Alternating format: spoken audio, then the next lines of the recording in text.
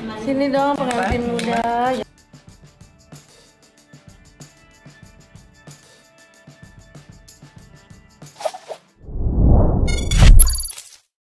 Disebut pengantin, fakta pernikahan siri Fuji dan Thorik terungkap, imbas ultah beri hadiah cincin. Berhembus kencang kabar bila Fuji dan Thorik Halilintar telah menikah siri.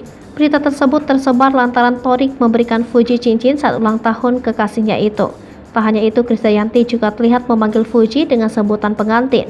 Karena itu, isu Thorik dan Fuji sudah menikah siri semakin terdengar. Saat itu, keduanya bertemu dengan Ashanti dan Krisdayanti yang sedang main dengan Aminah. Hingga Fuji datang dan nimbrung di sana. Melihat Fuji datang, Krisdayanti memanggilnya dengan Thorik dengan sebutan pengantin muda. Hal ini pun membuat netizen mengira mereka sudah menikah. Mendengar kabar yang beredar, Fuji dan Thorik lantas buka suara. Keduanya tampak mengungkap fakta kabar pernikahan siri yang sedang ramai. Tak hanya Fuji, Thorik pun buka suara dan memberikan klarifikasi yang menjelaskan bahwa rumor tersebut tidak benar. Namun ia membenarkan bahwa rumor memang dimulai dari Krisdayanti.